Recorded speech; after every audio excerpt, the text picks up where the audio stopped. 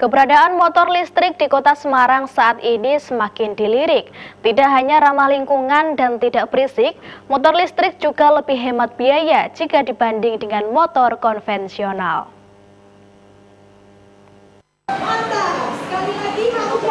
Keberadaan motor listrik saat ini semakin dilirik. Motor berbasis listrik ini sama sekali tidak menggunakan bahan bakar minyak. Untuk konversi, biaya listrik dinilai jauh lebih murah jika dibanding biaya bahan bakar minyak. Dari sisi penggunaan motor listrik sendiri ternyata mampu menghemat biaya operasional hingga 80% dibanding motor konvensional. Keberadaan motor listrik selain tidak berisik ternyata juga memiliki keunggulan lainnya. Selain nyaman dan ramah lingkungan, motor listrik juga sama kencangnya dengan motor konvensional lainnya.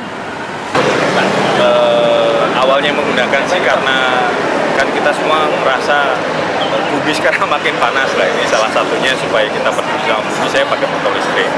Terus benefit yang saya rasakan pakai motor listrik itu yang pertama banget itu irit, karena udah nggak beli BBM lagi. Terus perubahan biaya di listrik di rumah itu juga nggak terlalu signifikan, maksudnya kenaikannya paling ya sebulan itu hanya naik 20.000, 40.000 gitu. Sementara kebutuhan bensin saya yang bulanan mungkin 1 juta sampai 1,5 juta itu hilang. Guna mendorong transisi energi net zero emission di tahun 2060, pemerintah memprogramkan percepatan penggunaan kendaraan listrik. Pemerintah memberikan subsidi 7 juta bagi masyarakat yang melakukan pembelian untuk 1 unit motor listrik baru. Kini masyarakatnya pun juga diberikan pilihan berbagai produk motor listrik yang dijual di Indonesia.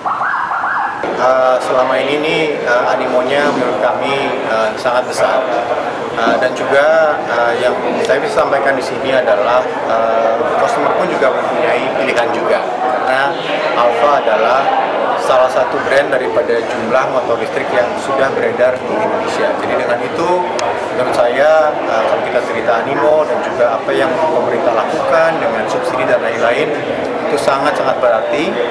Di tahun 2030, pemerintah menargetkan 3 juta kendaraan listrik, termasuk motor listrik telah beroperasi di Indonesia. Dari total jumlah tersebut diharapkan mampu menurunkan emisi karbon sebesar 3,8 juta ton. Edi Nugroho, Semarang TV.